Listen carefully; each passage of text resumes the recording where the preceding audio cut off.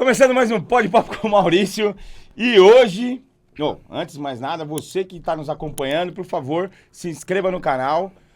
Pede para mais alguém se inscrever também. E acione o sininho lá, que aí toda vez que aparecer coisas novas, você vai ter vão te alertar para você assistir.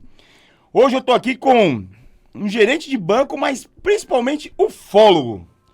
É autor de livros de ufologia, nascido no litoral de São Paulo e fundador do Grupo Ufólogo do Guarujá. Edson Boaventura, tudo bem, Edson? Como vai? Tudo bem, Maurício? Beleza, Prazer graças a aqui Deus. no Pode Papo, né, pra gente bater um papo sobre ufologia hoje, né? Bacana. Mas deixa eu te falar, assim, eu tô muito feliz porque eu não sou mais gerente de banco. Ah, não é mais? Tô aposentado. É mesmo? Agora tô aposentado, né? Maravilha. E agora dá pra gente se dedicar mais a essa temática, né, dos OVNIs, Pô, das mas você já se pesquisas. dedica ao quê? Há mais de 40 anos, não é? 42 anos. 42 anos. E você ainda vai se 42 anos. dedicar mais ainda agora, que não... Então agora, como eu tô mais tranquilo, né? Não tem meta de venda, essas Não tem coisas em nada, banco. né? Então a gente pode se Eu dedicar amo às minha pesquisas. assessoria, bicho, porque minha assessoria ela sempre me ferra de algum jeito, né? Eu acho que eles já estão fazendo isso de propósito, porque deve estar dando corte esses negócios aí, e deve estar valendo. Porque os caras não podiam colocar que o cara já não é mais gerente de banco, tá aposentado, tá tranquilo. Não, eles vêm aqui só pra me ferrar mesmo. Bicho, mas assim, tem escola, faculdade de ufologia? Não tem. Como é que você se transforma em ufólogo? Olha, a ufologia ela é uma paraciência. Por ser paraciência, ela não é ministrada como uma matéria, né? Ou como algum cargo, alguma coisa assim, em faculdade e em escola. O que existe é dentro, por exemplo, de alguns cursos de astronomia, de astrofísica, eles citam dentro de um bloco lá o tema ufologia, porque esse fenômeno é estudado aí já há muito tempo, né, pelos governos, pelos militares, né, e os ufólogos civis e militares também. Então, como que você se torna ufólogo? No meu caso, vou falar do meu caso, com 14 anos de idade eu vi um objeto voador não identificado no Guarujá, juntamente com a minha mãe, meu irmão e mais uma série de vizinhos que estavam ali. Isso durante a noite. A gente viu um objeto alaranjado, gigantesco, que soltava por baixo dele objetos menores que eram vermelhos e pulsantes. A cada 2 eles iam para uma determinada região do céu. Isso na cidade do Guarujá, no bairro do Santo Antônio. Esse fato aconteceu em 1981 e a partir daí eu comecei a tentar buscar uma resposta do que era aquele fenômeno que eu tinha observado, já que não se tratava de objetos voadores convencionais. Ou seja, não era um balão, não era um avião, não era um fenômeno astronômico, um cometa, nada disso. Então eu fui encontrar respostas na temática da ufologia. O que tinha naquela época? Alguns grupos que investigavam de forma individual, alguns tinham ali um grupo de membros, esse tipo de coisa. E aí um amigo meu me apresentou o CPEX, que é um grupo de Sumaré, presidido na época pelos irmãos gêmeos, chamado Eduardo Mondini e Oswaldo Mondini. O que eu fiz? Escrevi uma carta comentando o avistamento que eu tinha visto, e aí a partir daí eu comecei a entrar nesse mundo da ufologia.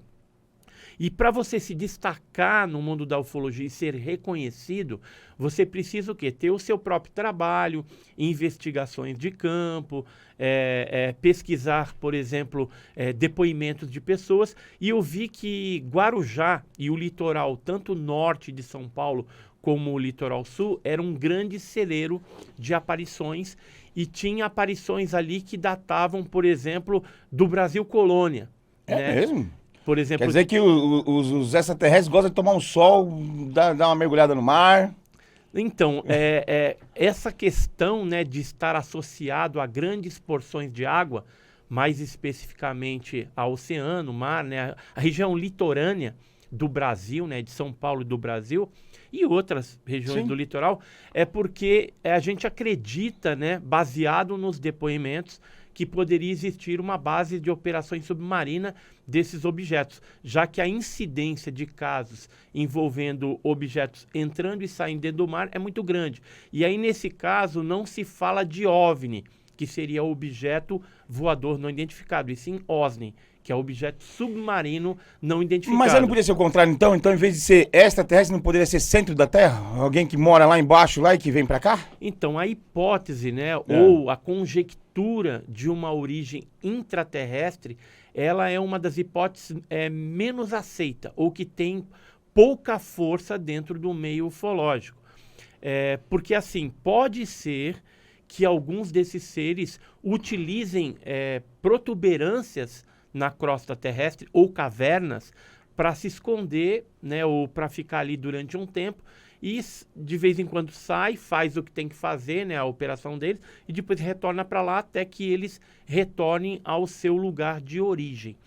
Então, se admite como conjectura, mas ela é fraca. A conjectura de origem extraterrestre e seres de outras dimensões são as bem mais aceitas na atualidade. Eu, por exemplo, acredito mais na teoria extraterrestre, como para mim seria em primeiro lugar, e depois a teoria de outras dimensões, que também é aceita por cientistas importantes. Geralmente físicos falam bastante sobre a teoria das cordas e tudo mais, de Isso, várias então, dimensões. o físico francês Jacques Vallée, que é consultor da NASA também, consultor do Bigelow Aerospace, né, do Robert Bigelow, ele se interessa bastante pela temática OVNI e ele foi um dos primeiros a popularizar essa conjectura, essa hipótese de seres de outras dimensões que poderia ser, poderia vir pelos buracos de minhoca. Isso, aí seria entendeu? também uma viagem no tempo, poderia ser, e não um OVNI. Aí seria uma outra teoria, uma outra conjectura de viajantes no tempo que poderia ser a própria raça humana no futuro, voltando para o passado para resolver algum problema genético, algum problema que está tendo lá no futuro. Né? Já que a configuração biológica, fisiológica do ser humano daqui a muitos milhares de anos, provavelmente vai ser diferente. Do jeito que as coisas andam, é só a gente olhar, é bem provável que a gente vai virar um tipo alfa, por exemplo, que seria a tipologia, o Grey, né, o mais conhecido como Grey, o cinzento. Provavelmente isso deva acontecer em função da tecnologia, que vai ser uma aliada, né, ao ser humano. Então o ser humano vai tender a atrofiar algumas faculdades dele, tanto manual, de ficar andando. Então vai ser tudo comando de voz, né? Hoje a gente já percebe isso. É uma teoria. É uma teoria interessante. E assim, vamos supor assim, dentro de um ambiente hipotético, que aconteça uma guerra, por exemplo, nuclear, onde seja assim de proporções catastróficas, e aí a gente tenha nas gerações futuras uma problemática aí de as pessoas não conseguem mais engravidar, não conseguem mais gerar. Então, por exemplo, chegando no futuro, você poderia voltar para o passado, pegar óvulos, pegar material genético e utilizar no futuro para que as futuras gerações ou a espécie humana ela perpetuasse de alguma forma. Então, essa hipótese de viajantes do futuro, ela tem respaldo nessas coisas, nessas elucubrações, né, nessas especulações que são feitas. Embora eu tenho plena convicção que a resposta principal ela virá de uma origem extraterrestre. Por isso que a exobiologia tem estudado muito na atualidade. Qual o nome? Exobiologia? Exobiologia. O que é exobiologia? Astrofísica também. Então, a exobiologia procura vida fora da Terra. Biologia, vida, exo, fora da Terra. E eles têm falado muito dos exoplanetas, que seriam planetas que estariam em sistemas solares parecidos com o da Terra, aí teria um planeta na mesma órbita em que a Terra está, ou parecida, e esses planetas são chamados de exoplanetas porque teriam uma temperatura não tão quente e nem tão fria ao extremo, e também teria, dentro da crosta terrestre ou fora, água em estado líquido. Essas condições por si só já poderiam gerar vida de algum jeito. Pode ser uma vida mais microscópica, mais assim simples, mas também poderia ter uma vida humanoide parecida com o ser humano também. Por que sempre tem que ser parecida com o ser humano?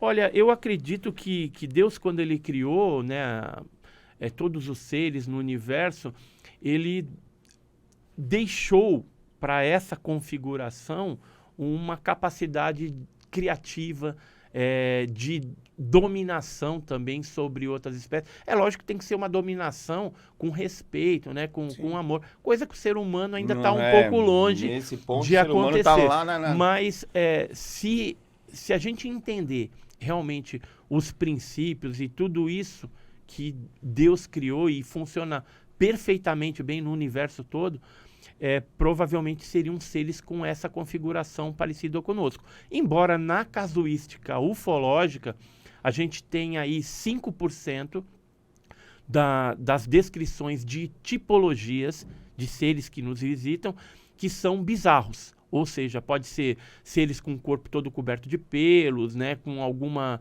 parecendo com robô, parecido com um polvo, por exemplo, seres energéticos, enfim. Existe 5% que fogem a essa característica do ser humano, né, de ser um humanoide, né, cabeça, tronco e membros, né, mas a maioria dos casos ufológicos ele tem essa configuração, variando aí alguns aspectos de altura, né, alguns seres são bem altos, outros mais baixos, questão do olho que às vezes é maior, né? Às vezes a questão que não tem uma orelha bem saliente, um furinho. Então, assim, são algumas características que não são tão diferentes, mas que será que isso aí não é um pouco, caracterizam não é um pouco jogado, assim, não é um pouco colocado pra gente por causa daquelas questões dos Estados Unidos, de terem visto ET, o extraterrestre, de terem visto o exame e tal, que mostram que a NASA tinha é bem antigo isso, né? Que aí mostra aquele jeito, e dali pra frente parece que todos são... Até o próprio ET do filme é mais ou menos parecido assim, né? Essa pergunta sua, ela é excelente, porque dá pra gente esclarecer que este fenômeno ufológico e essas tipologias que nos visitam, elas são bem mais antigas do que parece ser. Esse caso que você está falando é o caso de Roswell, que aconteceu em 47, quando caiu uma nave e foram resgatados tanto a nave como os seres também. Esses seres tinham uma configuração humanoide, eram baixinhos, meio cabeça grande e tal, meio cinzento, olho grande e tal, que é a tipologia mais comum que aparece no fenômeno OVNI, no estudo da ufologia. 80% dos casos mundiais diz respeito a esse ser. E aí eu vou te mostrar vou começar aqui mostrando algumas coisas. Esse ser, especificamente o tipo alfa, que a gente chama, ou aqui, ó. Esse seria o Grey, né, cinzento, com os olhos pretos. Esse é 80% dos casos. Esse teria sido um ser aí parecido que caiu lá em Roswell, em 47. Só que o fenômeno OVNI, ele é bem mais antigo que isso. E aí, onde que a gente encontra... Esse aqui tá com a boquinha bonitinha. Isso, tá com a boquinha bonitinha. Agora, onde que a gente encontra esse tipo de criatura? Isso aqui, por exemplo, são pinturas rupestres antiquíssimas dos aborígenes na Austrália, na região de Perth, né, lá na Austrália. E o que os aborígenes australianos quiseram representar nesses desenhos? Segundo eles, seriam a deusa da Via Láctea, ou, na linguagem deles, a Vondina. Essa Vondina, deusa da Via Láctea, ou seja, só por isso a gente já vê que está relacionado esse deus ao celeste, né? A deusa da Via Láctea. Então veio de fora. E se a gente for olhar, embora seja uma pintura rupestre, primitiva, né, simples, a gente vê destacado os olhos negros, que a gente vê geralmente nessa tipologia que é mais comum, mas assim, e a boca aqui, né? pinturas como essas, elas se apresentam em vários sítios arqueológicos do mundo todo.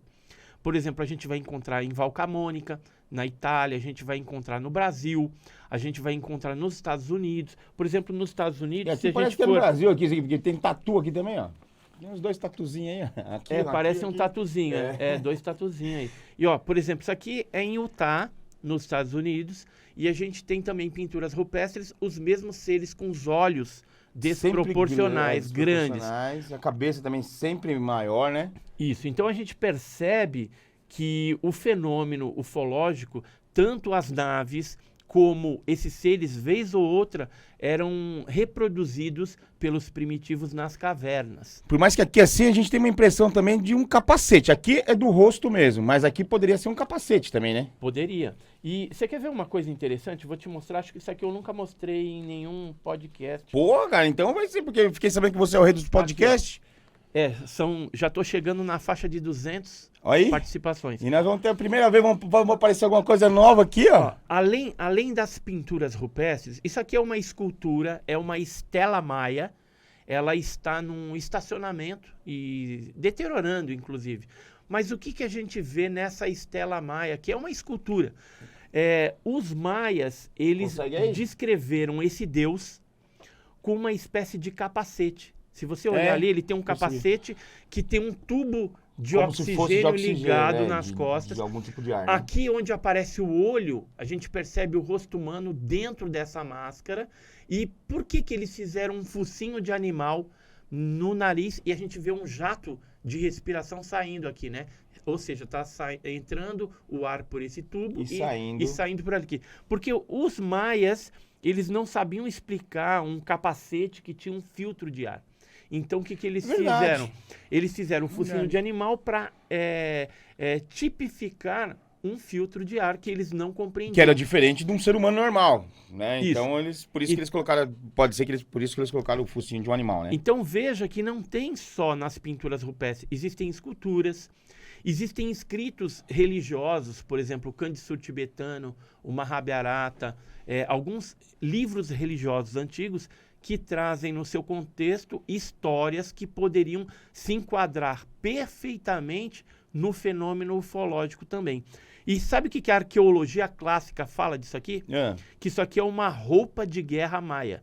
Agora, ó que negócio desajeitado é esse. Você acha que um guerreiro maia iria lutar vestindo um negócio desse esquisito? E sem proteção no peito, sem, né? Então assim, são explicações que às vezes a ciência clássica tenta obter para aquilo que é inexplicável, né? Mas dentro de um ponto de vista ufológico, a gente tem a explicação como sendo um deus, né? Quer ver uma outra exemplificação disso? E no Brasil? No Brasil nós temos algumas tribos indígenas brasileiras que falam de deuses também.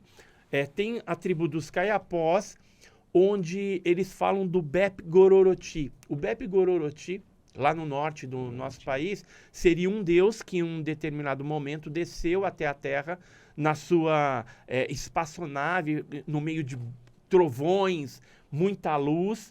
Ele desceu na Serra Pucatoti e de lá ficou andando ali próximo da tribo. Os indígenas temiam esse deus, né, porque eles viam aquela roupa que aí está representada numa festa. Isso, com palha. De tempos em tempos eles fazem uma roupa de palha para exemplificar a roupa folgada e capacete que o Bep-Gororoti utilizava e lembra muito uma roupa de astronauta. De astronauta, verdade. Né? E o que aconteceu? Um determinado dia, o Bep-Gororoti estava numa cachoeira tomando banho. E os indígenas chegaram, né? E aí olharam e falaram, opa, peraí, ele não é aquele bicho todo que a gente olhava com aquela roupa, parecia um negócio diferente. Ele é um ser humano. Dentro é uma pessoa branca, com uma barba ruiva, né? Então ele tinha um aspecto nórdico. E aí eles se aproximaram, depois começaram a conversar. O Bep-Gororoti se engraçou com a filha do cacique, acabou casando com ela, acabou ficando um tempo ali na tribo, teve um filho e começou a influenciar na cultura dos índios caiapós brasileiros. De que forma? Ele instituiu uma oca, ou seja, uma casa circular no meio da tribo, onde de tempos em tempos os indígenas mais velhos iam lá e contavam as suas histórias. Ou seja, ele criou uma espécie de escola onde os mais antigos falavam da sua experiência para os mais novos, né, repassando ali toda aquela experiência, os causos, o que aconteceu. Então, fora isso, na cultura também, na agricultura, ele teve uma influência, até que um dia ele torrou as paciências, lá sei lá por quê, mas segundo os Caiapós, ele subiu, pegou a mulher, a filha, subiu a Serra Pucatoti e no meio de fumaça, trovões e tal, ele foi Sumiu. embora e falou pro pessoal da tribo que um dia ele voltaria. Das estrelas, né? Foi embora para as estrelas. É e um, dia é um ele conto voltaria. bem parecido com o próprio com a própria fé cristã. É, mais ou menos, né? É. Esse caso, ele associa mais a, por exemplo, a cultura pré-colombiana. Se você pegar os incas, maias, astecas, né? Eles falam de deuses voadores. Tem o deus serpente emplumado, Kukulcán, tem o Quetzalcoatl e algumas outras civilizações também falam de deuses que vieram dos céus. Algumas civilizações, por exemplo, como a egípcia, ela fala de seres antropomorfos, né? Tem aqueles deuses de cabeça de animal, corpo de gente, Sim. são seres antropomorfos. Isso existe também dentro da ufologia. Por incrível que pareça, por mais absurdo e bizarro que possa parecer, dentro daqueles 5% daquela tipologia que é o gama, tem seres antropomorfos. E aí eu vou destacar um ser desses seres antropomorfos, que é o seguinte.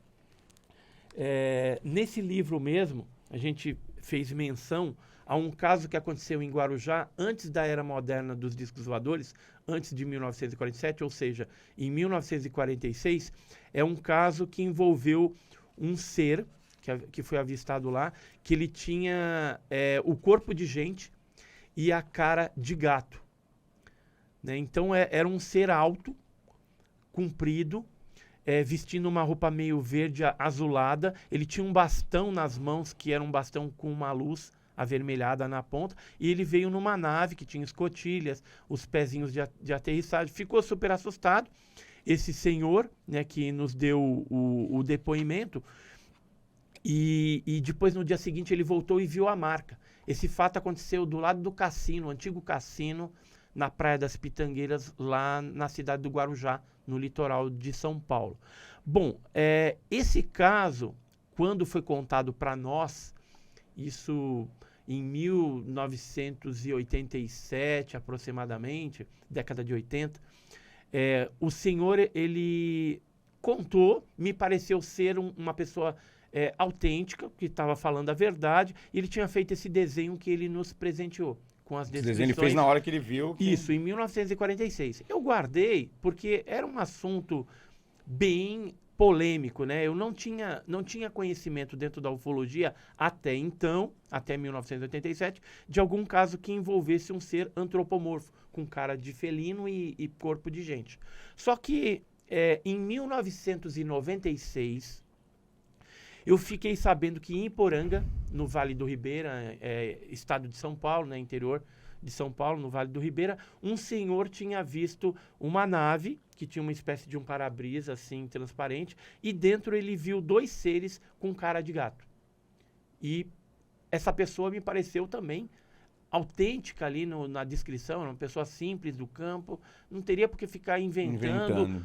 E aí, a partir disso, como eu tinha dois casos, eu disparei um comunicado via carta naquela época, porque não tinha internet, não tinha nada disso, e comecei a conversar com alguns ufólogos do Brasil e de fora para saber se havia outros casos envolvendo essa tipologia antropomorfa, né? Cara de gato e corpo de gente.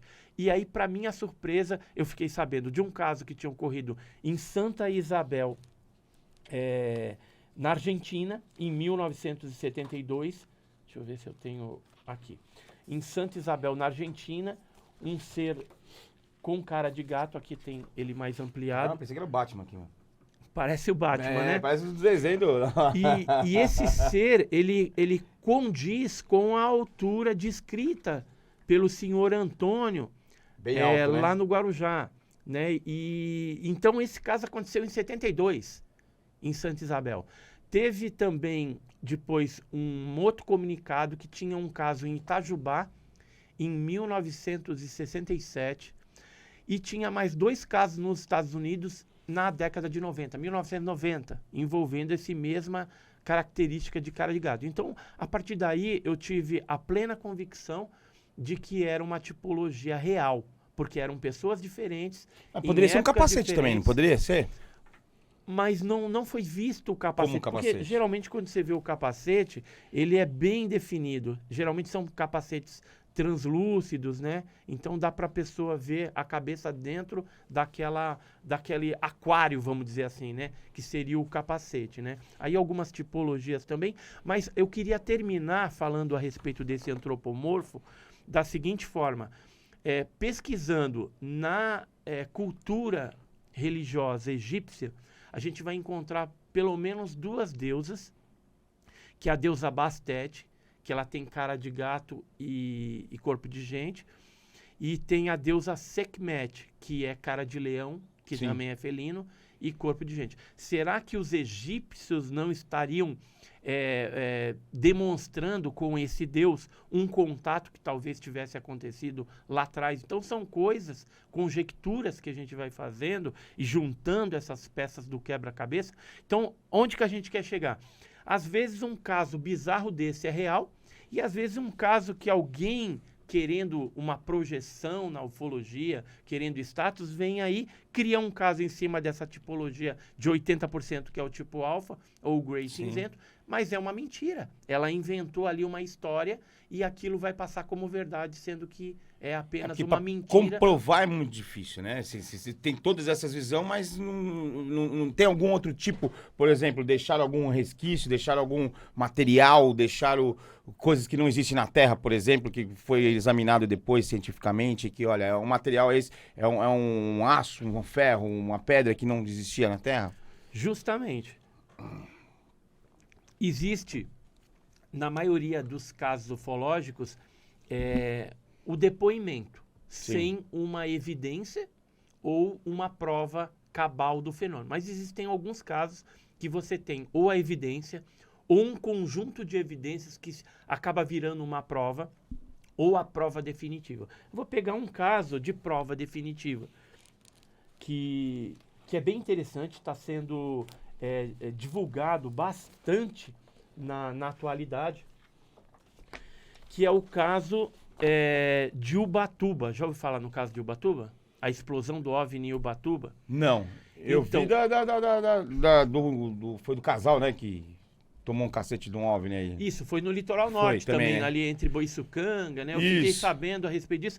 Inclusive, eu entrei em contato com o Radar Litoral para ver se eles me passam um contato desse casal que a gente pretende entrevistá-los até Parece que tem até boletim de ocorrência e tudo. Não foi feito. Não chegou a ser feito o boletim de ocorrência, que eles acharam a história muito maluca, né? Mas acontece, vez ou outra, casos de agressão. Ó, por exemplo, esse caso aqui, ó, desse ser peludo, isso aqui foi um caso que aconteceu na Venezuela em 1954 e houve luta corporal.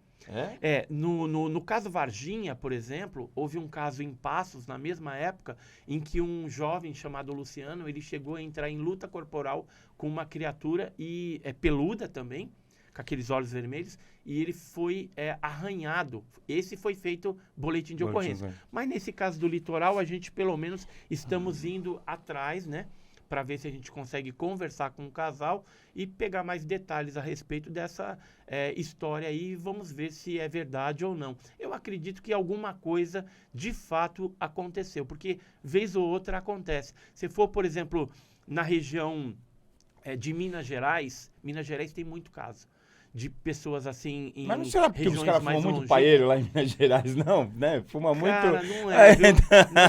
Por incrível que pareça... Eu vi você numa entrevista, você falou, ó, eu já não bebo, sem beber eu já vejo OVNI, então se eu beber eu vou ver mais. De repente, será que não é os caras no Paeiro lá? Assim, por exemplo, se for pra São Tomé das Letras... Ali, bicho, ali... Aí sim, mas nem todos, Até eu que nunca vi, reais, se eu chegar lá e ficar lá um tempinho ali, por ali... Porque lá o pessoal fuma, lá o pessoal toma o ar vai fazer chá você... de cogumelo, né? vai fazer Mas não é todo mundo que às vezes está sob o efeito de droga, alguma coisa, e que vai ver alguma coisa. Às vezes tem pessoas sãs lá que veem um fenômeno. O fenômeno ufológico em Minas Gerais e no sul de Minas Gerais, ele é muito presente. principalmente nas lendas antigas, né? Os mais antigos falavam da Mãe do Ouro, que era uma bola de fogo que vez ou outra aparecia nas serras, e se tratam das sondas ufológicas que vez ou outra aparecem lá na região. E às vezes tem contato também com os tripulantes. Mas voltando aqui ao caso de Ubatuba, então, e falando dessas evidências, quando você tem um conjunto de evidências, por exemplo, pousou o OVNI, houve queima ali do solo, houve uma alteração no pH, na esterilidade do solo, você tem radiação, e Sim. então aí já são evidências. Às vezes a pessoa fica com uma marca no corpo, uma queimadura, isso é comum também. Nascem feridas, que é uma doença inexplicável. Tem casos assim, o caso Antônio Vilas Boas, que aconteceu, por exemplo, em São Francisco de Sales, em 57 também, em Minas Gerais, que ele foi abduzido, chegou a ter até uma relação com a criatura lá. Então, um conjunto de evidências, ele pode se tornar uma prova. Mas o que a gente tem de prova? O caso de Ubatuba, ele aconteceu no dia 7 de setembro de 1957, na Praia das Toninhas. Naquela época tinha 6 casas de pescadores ali, e vez ou outra vinha o pessoal de São Paulo, do interior de São Paulo, para pescar, passar um final de semana ou um feriado, né, bebendo ali até, fazendo um churrasco, acampando. Se divertindo, né? Se divertindo. Isso em 1957. Então, eram poucas pessoas que tinha ali. E o que aconteceu? Foi observado pelos pescadores e por turistas que estavam ali, um objeto descendo, quase tocou a água, mas quando ele subiu, ele explodiu. O pedaço maior caiu na água e pedaços menores caíram na praia, que depois de esfriarem, porque estava bem quente, foram coletados pelas pessoas ali. E outros depois acabaram enterrando. Sim. A gente soube que depois foi também a Marinha para lá, foi o Exército e capturou alguns fragmentos e o pedaço maior também. Uma embarcação da Marinha e uma outra embarcação com uma bandeira estrangeira que o pescador, seu Virgílio, ele não soube identificar se era americano, se era algum... Mas provavelmente era americano, porque é americano que gosta disso e que tem acordo, né, com o governo brasileiro nessas coisas. Então, o que aconteceu?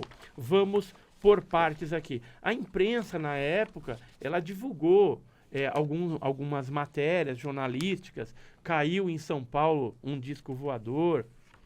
Por que sempre em disco? Por que sempre tem que ser redondo? Então, nesse caso, era redondo, assim, era uma bacia metálica, aluminizada, de cor de alumínio, né, sem nenhum janela ou protuberância aparente, e que explodiu em vários pedaços. Mas existe na ufologia objetos em forma de charuto, né, mais compridos, tem triangulares, tem várias formas, cruz, já foi visto objeto em forma de cruz também. Então, ovoide, né, o oval e o circular, ele é o mais comum, tanto à noite como de dia. Agora, existem outros formatos, num percentual, logicamente, bem menor. E aí o que aconteceu? A imprensa divulgou o caso de Ubatuba, a revista O Cruzeiro Antigo também fez uma matéria, ó, a explosão do disco voador, mostrando os fragmentos, laudos que foram feitos no Ministério da Agricultura do Brasil naquela época. E depois a gente ficou sabendo, o seu Virgílio, né, que eu comentei, esse cidadão aqui, ó. Esse aqui é o seu Virgílio, que viu a Marinha Brasileira, mais um outro navio, recolhendo, né, na época, um pedaço grande desse objeto que caiu lá em Ubatuba. E ele tinha pedaços também. Então, os pedaços eu recebi, esse pedaço eu tenho, que são esses fragmentos aqui, eu recebi de um filho de um militar do Exército, isso mais alguns anos atrás, e nós mandamos analisar esse material na USP. Tá? Na USP, eles chegaram à conclusão de que se tratava, isso aqui é um dos laudos da USP, de que se tratava de magnésio 99,3, está aqui, ó. Os estudos efetuados indicam que os fragmentos são constituídos basicamente por magnésio, né? E o resto é óxido de magnésio. Então, era um magnésio puríssimo.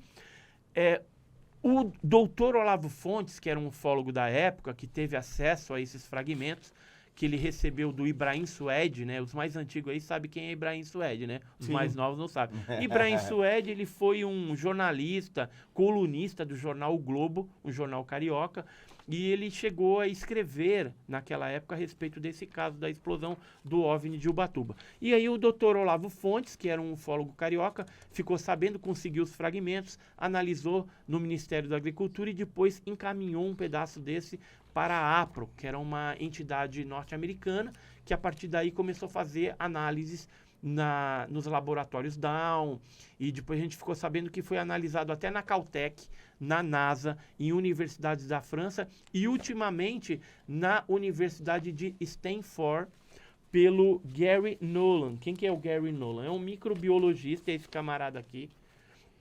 Ele já analisou mais de 10 pedaços de OVNIs de outros eventos, inclusive o evento que aconteceu no Brasil, na Praia das Toninhas. E esse Gary Nolan, ele usou um equipamento de precisão que analisa os isótopos do magnésio. E o que ele constatou? Ele constatou de boca aberta que aquilo ali era um ultramaterial, ou seja, era um material, era magnésio, mas um magnésio que tinha 30% de diferença do magnésio terrestre. Ou seja, é um magnésio que veio de fora da Terra, portanto, extraterrestre. E aí ele não entendia como que esse magnésio, em 57, não existia técnica para você manipular e mudar esses isótopos do magnésio. Um outro pesquisador que trabalha junto com o Gary Nolan é o Peter Sturrock. O Peter Sturrock é um cientista de Stanford também.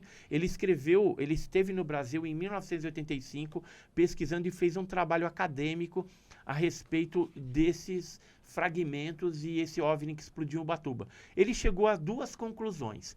Ele falou, ou é um meteorito que caiu em 1933, 1934. Eu ia perguntar agora sobre isso. Não poderia ser uma estrela, um meteorito? Ou ele é um OVNI. Ele falou, outra coisa não é. Com relação ao Não meteorito... é da Terra. Isso eles comprovam, que não é da Terra. Não é da Terra. Ou é um meteorito ou é um OVNI. Só que eu contesto a hipótese do Peter Sturrock, porque eu levei para 2 especialistas. Aqui está um laudo de um dos especialistas em meteorítica. Ele analisou esse material, que é o Paulo Anselmo Mattioli, e ele chegou à conclusão que a configuração física externa e interna do material não corresponde a meteoritos que já caíram na Terra. Meteoritos que já caíram na Terra e que tenham em sua composição magnésio, tem no máximo, estourando, 26%. E esse fragmento tinha 99,9, 99,3, 99,2, ou seja, é altíssimo. Então ele falou, olha, meteorito não é, então fica só... Pelo menos os que são mais próximos da Terra, porque o universo é muito grande também, não, de repente uma viagem... O siderito, o meteorito, quando ele cai na Terra, geralmente ele vem combinado com outros elementos, por exemplo, níquel, ferro, estanfiodita, farrigitonita, coisa que não foi encontrado nesse metal. E outra coisa, existem 2 fragmentos enormes, que são grandes, né? Os fragmentos que eu tenho são pequenos. Mas esses fragmentos estão no Museu OVNI, lá na Argentina, na região de Entre Rios. Eu estive lá para verificar esse material também. Um dos fragmentos foram doados pelo Dr. Olavo Fontes a um pesquisador chamado Ojeda, lá da Argentina, e o outro foi um marinheiro mercante que, passando pela região ali de Ubatuba, obteve também um fragmento e depois acabou cedendo para esse museu argentino. O Jacques Vallée, que é um físico francês, que é esse cara aqui, ele esteve lá, juntamente com a Andrea Simondini, que é uma das curadoras do museu, e coletou as amostras que foram levadas para Stanford para fazer as análises científicas, né? E aí se descobriu, né, que realmente se trata de um material, uma prova real e concreta de que o fenômeno OVNI é real e existe, de que disco voador existe. Então isso é uma prova. Mas é uma prova, é um meteorito. Não é um meteorito. Não é um meteorito, porque mas ele não tem características de meteorito. Não. Porque o meteorito, assim, fisiologicamente falando e na estrutura externa dele, ele tem umas determinadas características que não foi encontrado nesse material. E internamente, ele não está combinado com níquel, ferro, estanfiodita, faringitonita que tem nos meteoritos. Nos sideritos, Então, né? mas ele só Porque tem você magnésio. Por exemplo, não achou nenhum tipo de chip, nenhum tipo de alguma coisa computadorizada, alguma coisa, nada no material. provavelmente achou É no pedaço magnésio. maior. No pedaço maior que foi coletado pela Marinha, Pode ter achado. sim. Agora, nos fragmentos que chegaram até a praia, não. Porque eram pedaços devido à explosão. E, Então, mas não é inclusive, meteorito, mas é um metal. é metal. Então, mas não pode falar que era metal de uma nave. É metal. É uma nave porque as testemunhas garantem... Não, sim, porque as Que, testemunhas né, viram, mas com base comprovadamente no que depo- tinha um desenho de uma nave, que tinha... vocês pegaram, o que tem hoje são pedras de metal. São pedaços De metal. dessa explosão. Sim. O pedaço maior que tem a estrutura desenho mais romboide, assim, que tem uma estrutura mais discoidal, ela foi coletada pela Marinha e provavelmente hoje está nos Estados Unidos. Porque existem relatórios norte-americanos que não foram liberados a respeito desse tipo. Mas um projeto que existiu nos Estados Unidos de 1952 até 1969, que é o conhecido Projeto Livro Azul, o Projeto Blue Book, lá consta alguns documentos falando desse caso de Ubatuba. E, curiosamente, na lista desses casos, está escrito à mão e à caneta, nos relatórios do Projeto Blue Book, está assim, missing case, caso desaparecido. Ou seja, o dossiê daquele caso, do caso de Ubatuba, que estava no Projeto Blue Book norte-americano, desapareceu. Ou subtraíram porque se tratava de algo que tinha ali um ultramaterial, um metamaterial que eles chamam também. Porque, assim, já que tem tantas aparições, eu nunca vi. Quem viu uma vez, geralmente vê mais vezes.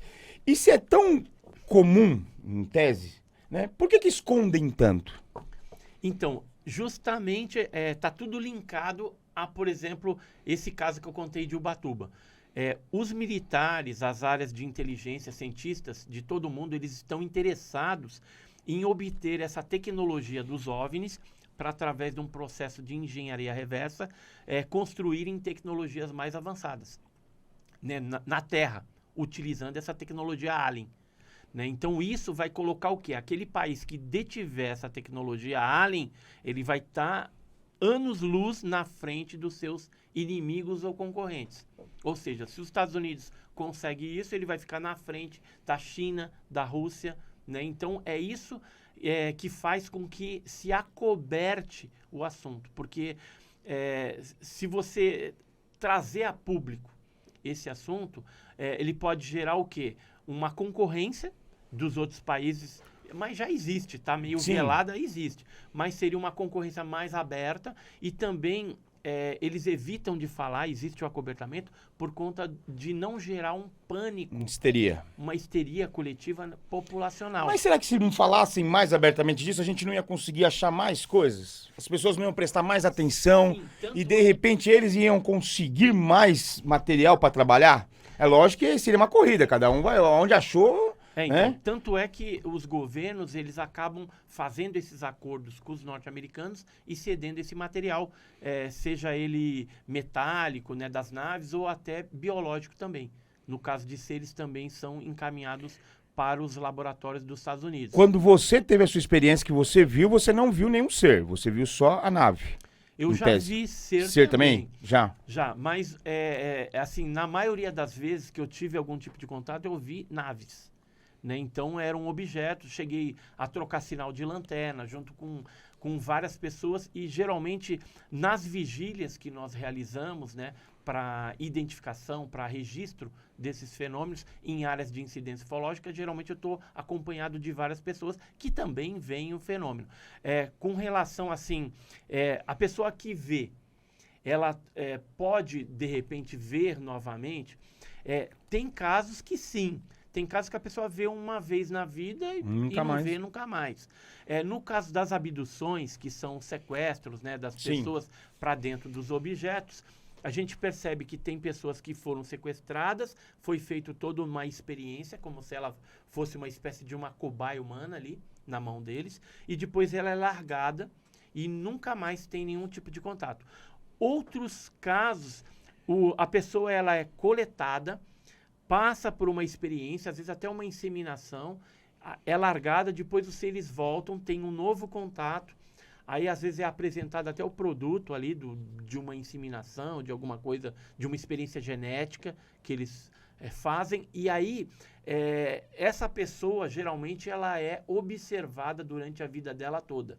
Em alguns casos, o processo é tão complexo que ele acaba passando para os filhos dessa pessoa, depois para os netos e vai indo de geração em geração. Mas não é algo tão comum.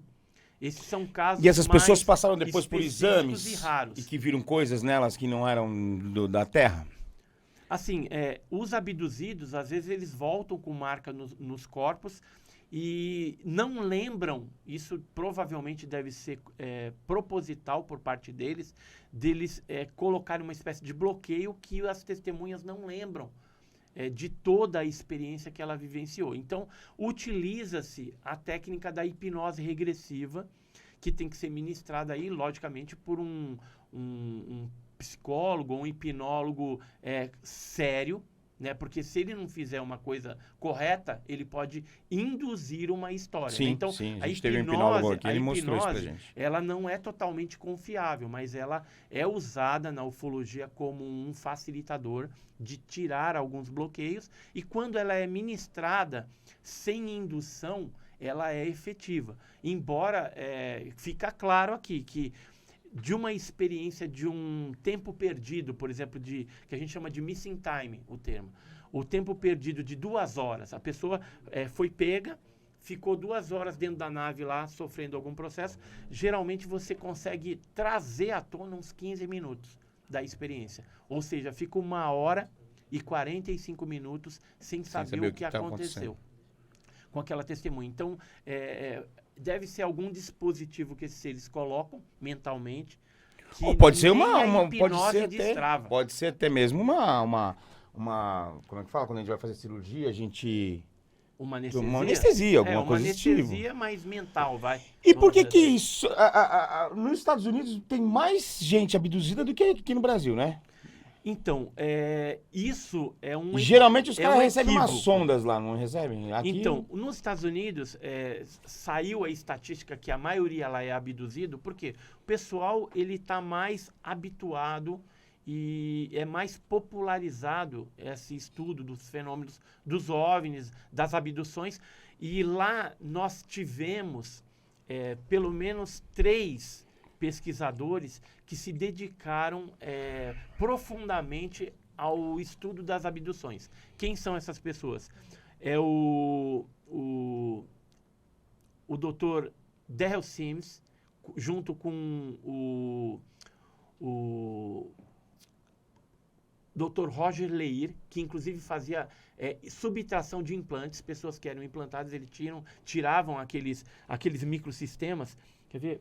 Por exemplo, eram colocados assim, ó, pelas narinas ou em outras partes do corpo. Aqui está um raio-x quando o implante é metálico, e aqui estão alguns implantes que foram retirados das vítimas. Então, o Darrell Sims com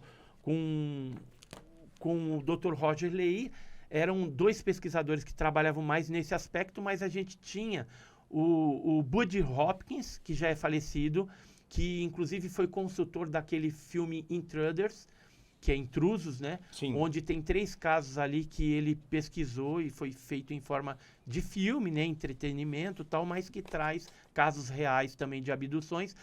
Tem o David Jacobs, né? Que também é um outro pesquisador. E tem um outro pesquisador também, que eu colocaria, eu falei de 3, mas tem o psiquiatra da Universidade de Harvard, que inclusive esteve no Brasil investigando as meninas de Varginha. é o John Mack, também já falecido. Ele escreveu alguns livros dentro dessa temática de abduções. Então, veja, lá nos Estados Unidos a gente tinha alguns ufólogos e pesquisadores, inclusive cientistas, dedicados a esse aspecto das abduções. Coisa que aqui no Brasil não tem tanta gente dedicado a isso. A gente tinha o Dr. Mário Rangel, que fazia hipnose, tem a doutora Gilda Moura, né? Então, tem algumas pessoas, a doutora Mônica Borini também, que agora na atualidade tem feito algumas coisas. Então, a gente tem, assim, também poucas pessoas, mas os casos de abdução no Brasil, eles não são tão divulgados. Mas eu diria que nos Estados Unidos só é maior por conta da popularização lá. Agora, o Brasil talvez esteja pau a pau, né, equiparado com a quantidade de casos de abdução que acontecem nos Estados Unidos. E aí a gente, de casuística, por exemplo, se a gente for esquecer as abduções, a casuística, o primeiro país também que está no ranking é os Estados Unidos, seguido do Brasil, e depois vem outros países. O Brasil, ele ocupa uma posição de destaque por conta da quantidade de pesquisadores que nós temos e por conta da grande extensão territorial. Ou seja, é uma extensão tão grande e a gente tem uma diversidade muito multifacetada desse fenômeno ocorrendo de formas diferenciadas. Por exemplo, na região Nordeste atua mais agressivamente, na região no Sul é algo mais neutro, embora, vez ou outra, tenha algum caso de agressão também, mas é menos do que no norte do país. A região central, ela tem mais avistamentos do que casos diretos, né, com os tripulantes, mas tem, vez ou outra, algum tipo de contato, mas ele mudou, né, esses contatos com seres. Antigamente a gente chamava de abdução. A abdução clássica é a ocasião faz o ladrão. O carro da pessoa está passando, está indo para uma fazenda, o objeto vem e pega um carro, pega as pessoas e ele passa pelas experiências. Hoje a gente tem o que chama na ufologia de visita de dormitório. Então hoje eles atuam em todos os lugares, inclusive em cidades, ficam do lado do prédio, do lado da casa, em cima da casa, e durante a noite ou as madrugadas eles entram para dentro do quarto da pessoa e levam a pessoa por um tubo de luz que atravessa inclusive as paredes, as janelas. Dentro da nave ele passa pelas mesmas E nunca deixa nenhum rastrozinho ali de algum material diferente na parede? Fica, às vezes a pessoa volta com algum tipo de marca, de gosma, de radiação no corpo, doenças estranhas. Esses objetos aqui que foram achados nos corpos da pessoa, então, eles têm alguma característica fora da Terra? Olha, material. Então, que fique que bem fosse claro, como um né? chip, por exemplo, esses tipo aqui, né? Chip, um microsistema, hoje a gente até usa, né, isso hoje no cachorro, né, para não perder em animais, né? Isso já acontece desde 1947 para cá, existem casos de implantes, mas não eram tão estudados como foram a partir da década de 90, tá, que popularizou. E o que tem nesses materiais? Geralmente são materiais da tabela periódica. Aí a gente poderia falar magnésio, alumínio, né? Mas numa concentração de pureza acima da normalidade. Então, é a única coisa que salta aos olhos. Agora, com relação à tecnologia que está dentro desses chips, os seres humanos não conseguiram, os cientistas não conseguiram dissecar ou traduzir essa tecnologia em alguma coisa que fosse útil para nós. E como é que sabe que é uma tecnologia? Por exemplo, vê lá alguns riscos, Porque tem... Aqui, por exemplo, parece que aqui tem um monte de fiozinhos, né? Isso. Aí olhou, tá bom. Então, aí como a gente não descobriu nada, como é que vai saber que isso aqui é uma tecnologia ou não? Não sabe. Então, é especulação. Acredita-se que seja uma tecnologia. Tanto é que na questão dos implantes, se fala muito assim, por que eles estão implantando os seres humanos? Então a gente fala assim, deve ser algum dispositivo para eles localizarem a pessoa. Como a gente tem com os animais todos. E também para utilizar a visão e a audição das pessoas para captar imagens e sons e até colocar alguns comandos mentais, faça isso, vá para tal lugar, e que isso a gente tem observado. Algumas pessoas são implantadas e depois é retirado esse chip da Como pessoa. se fosse para analisar o conteúdo. O conteúdo. Em outros casos, são implantes biológicos. O implante, quando ele é metálico, esses aqui são metálicos, eles Você foram consegue detectar. detectados através de raio-x. Quando é biológico, somente ultrassonografia para detectar esses microsistemas lá dentro. Para que serve isso? É só especulação realmente. O que se sabe é a composição química E quando as é biológico, pessoas- como é que é a composição? Por que acha que é de fora da Terra? Então, geralmente é algo biológico, né? É alguma coisa, às vezes, que até é como se fosse a pele. Ou algum elemento que seja uma calcificação diferente, que a própria pele desenvolveu. Só que como existe a história da colocação do implante, então aí se identifica aquilo como um implante dos seres mesmo que foi Mas em colocado ali. geral é feito do próprio material do próprio corpo. Tanto é que não tem rejeição. Quando o implante é biológico, ele é mais aceito pelo corpo. Esses tipos aqui já tiveram rejeição. Esses daqui gera sangramento pelo nariz, entendeu? Então, às vezes, tem algum tipo de rejeição. Embora alguns abduzidos que passaram por cirurgia pelo Dr. Roger Carlyle, ele fala isso no livro dele, quando foi retirado com o consentimento da testemunha, algum tempo depois, a testemunha reclamou, falou, parece que está faltando alguma coisa.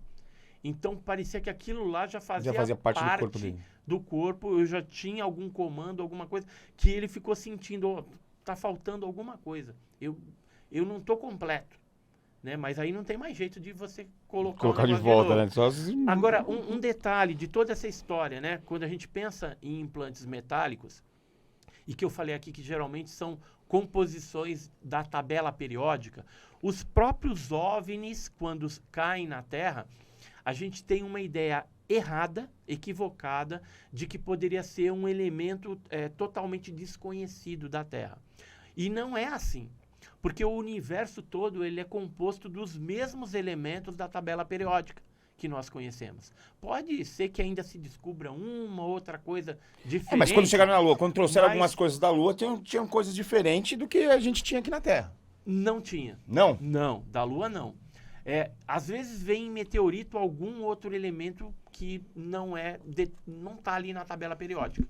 Tanto é que, por exemplo, o Bob Lazar, lá da famosa Área 51, ele estudava um determinado elemento que não tinha na tabela periódica, mas agora os russos já incluíram, já identificaram esse elemento. Mas naquela época... Ainda não tinham achado na Terra. Ainda não tinham achado na Terra e que já se falava que fazia parte da composição da nave ali que ele estava estudando, do combustível, etc e tal.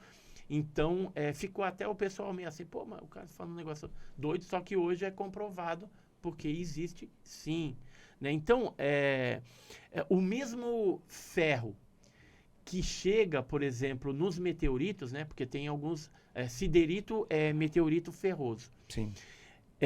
O mesmo ferro que está neles é o ferro que corre dentro do nosso sangue.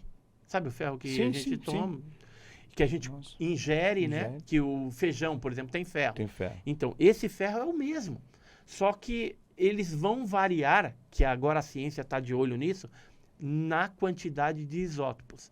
Então, essa sacada do Gary Nolan, lá da Universidade de Stanford, foi sensacional, porque ele descobriu isso, que talvez a gente identifique mais elementos ufológicos aí que vêm de fora por meio dessa análise isotópica. Porque se a gente fizer uma análise comum em laboratório, na USP, em qualquer outra universidade, o que a gente vai descobrir apenas a composição, se ele é mais puro, menos puro, está combinado com isso, com aquilo, mas os elementos da tabela periódica, eles vão estar presentes nos OVNIs. O que eu posso te falar, assim, com base nos casos mundiais, o que se detecta em fragmentos de OVNIs? Na maioria, magnésio, estanho e alumínio.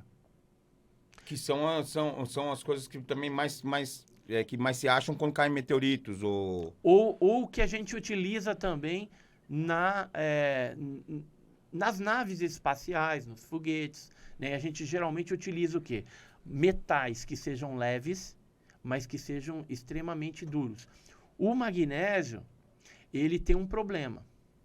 porque ele é extremamente inflamável. Tanto é que é utilizado magnésio nos fogos de artifício para dar aquele branco. Quando explodiu o objeto de Ubatuba, saiu uma luminosidade bem branca também. E agora, com o isótopo alterado, talvez ele aguente ali, não explode com tanta facilidade, entendeu? Entendi. Então, o que o Gary Nolan está fazendo agora? Ele está estudando essas propriedades de se eu alterar algum... Embora seja uma técnica cara na atualidade, é possível hoje alterar os isótopos. Sim. Hoje sim, em 57 não. E um outro detalhe, numas análises que foi feito no metal de Ubatuba, lá em 57, 60, se descobriu que ele tinha passado por uma fusão unidirecional solidificado, que é uma espécie de uma técnica de fusão a frio, que só foi descoberta depois. Por exemplo, a Cosipa, em Cubatão, ela utiliza esse tipo de fusão a frio, tá? Mas naquela época, em 57, não tinha isso. E outra coisa, lá era uma vila de pescadores, não tinha uma metalurgia. Como que os caras conseguiram esse metal? Não tinha como você forjar. Mas, por exemplo, hoje a gente tem materiais no mundo, magnésio. Hoje a gente tem materiais na Terra que são melhores utilizados, inclusive em naves, como como é que é aquele que a gente tem até relógio agora. Titânio, Titânio, carbono. Então, isso a gente não acha. Então, o titânio é encontrado também em naves acidentadas. Titânio também. Assim, tem alguns elementos aí que eu falei alguns, mas tem alguns que são geralmente são os mais, encontrados. O que você falou são os mais comuns. Os mais comuns. Os mais comuns. Tem, por exemplo, nesse museu OVNI lá na Argentina, que eu tive visitando, inclusive, uma peça que caiu de um disco voador, que ela é metal, só que quando ela é colocada sobre a luz do sol, ela se torna um vidro. Você consegue enxergar através do metal. Eu peguei isso na minha mão. E eu vi essas características. Negócio mas aqueles óculos de Volta para o Futuro, que o cara tá usando lá, que não... É uma placa de metal fina, né? Mas ela deve ter os cristais do metal orientados de tal forma que numa incidência de luz... Você consegue enxergar através. Então a gente colocava, por exemplo, o copo do lado assim, você via o copo por trás do metal, como se fosse um vidro. Negócio impressionante. E esse foi de um acidente de OVNI também, e que consta, né, esse pedaço nesse museu OVNI. E você acha que a gente já tem alguma tecnologia OVNI? Temos, com certeza. Que com certeza adveio, né, dessas engenharias reversas. Agora, na parte espacial, a gente pouco evoluiu. Porque a mesma técnica... Inclusive, estão deixando de fazer, os materiais que a gente usava no passado é o que a gente usa hoje. Agora, se você observar a comunicação nossa, os chips de computador, de celular, a área médica, ela deu uma evoluída legal e muito rápida. Se a gente for considerar a evolução das décadas, a gente vai ver que deu um salto quantitativo. Mas isso seria normal, né? Porque quando você começa a achar alguma coisa, você começa a evoluir, a evolução acaba sendo um pouco mais rápida, porque você já passou um grande passo, né?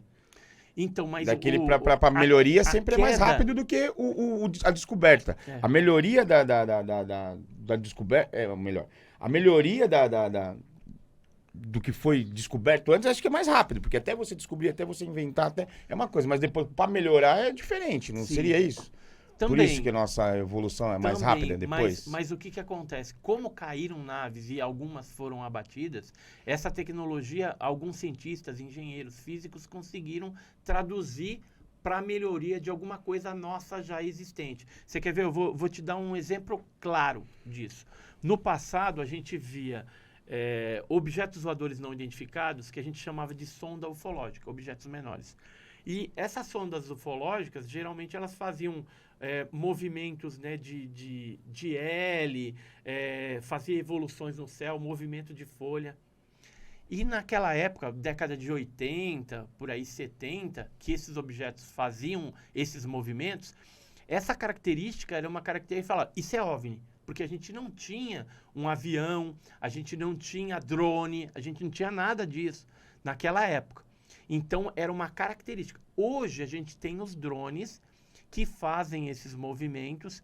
Então, aí fica a pergunta no ar. Seriam os drones da atualidade, que vão ser utilizados até em guerra e um monte de coisa aí, Já são utilizados há já bastante são tempo. utilizados já há bastante tempo, né? Mas vai ser mais até. Seriam esses drones feitos a partir dessas tecnologias, dessas sondas capturadas? Ou alguém pensou, falou, aquele particularmente- negócio ali a gente podia tentar fazer isso. Não, mas provavelmente eles tiveram que pegar a tecnologia para entender. Eu sei de pessoas que tem umas pessoas que são inteligentes realmente Sim. e conseguem desenvolver tecnologia e tudo mais.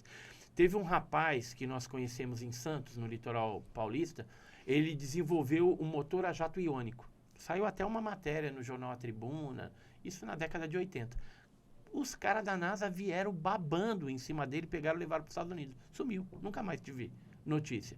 Então, quando surge alguma coisa assim, e esse motor a jato iônico era baseado em propulsão também de OVNI, tá? Naquela época, na década de 80. Então, assim, os Estados Unidos ele fica ligado em tudo. Aparece alguém que tenha ou que tenha o conhecimento para traduzir em tecnologia, que vai colocar eles numa posição de destaque, né, de avanço tecnológico, frente às outras nações, os outros inimigos. Com certeza eles vão pegar o cara e levar para lá e aproveitar o máximo. E nunca teve uma inserção deles aqui pra briga. Por exemplo, quem abate geralmente somos nós que abatemos eles. Eles nunca vêm acabam tendo uma encrenca com a gente aqui. Assim, geralmente você tem um A ideia deles é o quê? A gente é só... Como é que fala? A gente é só experiência deles mesmo. A gente é só pra estudo deles. Essa seria a... Assim, nunca teve, pelo menos que eu lembre, assim, algum fato em que gratuitamente eles vêm e façam algum mal. Extermina uma cidade, isso aí não. Embora, assim, os militares, eles ficam nessa preocupação e tem já alguns normativos, algumas tropas preparadas, por exemplo, aquelas tropas espaciais, tem o SAS na Inglaterra, eles têm esse tipo de coisa. Mesmo a NASA negando que existe, eles têm... Eles estão tentando ser preparados para... Tem, você vê na internet, aí tem o SAS, SAS da Inglaterra, eles têm até armas de espuma que se tiver que atirar no alienígena, ele congela, né? Ele vai ficando solidificado e trava sem matar, para depois eles estudarem o serzinho lá. Então isso já tem. Mas aonde que eu quero chegar? Agora, para usar no ser humano, os caras usam bala mesmo, né, mano? Agora, o revide, quando eles são atacados de alguma forma, isso existe. Agora, destruição em massa não tem. Mas pessoas que foram atacadas e que no julgamento delas, elas foram agredidas pelos ETs lá, isso existe. Então, por exemplo, Operação Prato, que aconteceu no Pará, pessoas que eram atacadas pelos raios, sugavam pequenas porções de sangue, ficavam marcas no corpo dessas pessoas, isso existe. Então, do ponto de vista do ser humano, é uma agressão, mas pode ser uma experiência científica que eles estão fazendo. Agora, vamos falar do revide. O revide é o seguinte, o ser humano ele é muito bélico e agressivo. Num desses contatos, poderia acontecer um embate. Vou te contar um caso, então. Em 1967, na região de Goiás, ali a cidade de Crixás, houve um casal de ruralistas que tinham feito uma visita para uns parentes, os amigos ali, e estavam voltando já para a fazenda. Quase chegando na fazenda, ao olhar para a estrada, eles viram um objeto redondo, sem asa, que eles pensaram que era um avião ali, alguém. E viram 3 crianças, 3 seres pequenininhos.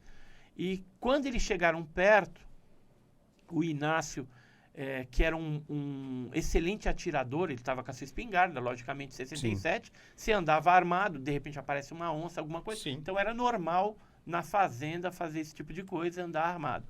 Como ele era um excelente atirador, ele olhou, viu aquelas supostas crianças e não eram crianças. Eram seres estranhos, todos parecidos, carecas, e aí ele mirou na cabeça de um, atirou e atingiu a criatura. A criatura caiu, foi e simultaneamente, na hora que ele atingiu, daquele objeto em forma de bacia que estava pousado e bloqueando a estrada, saiu um raio verde e atingiu ele no ombro. Ele caiu desacordado.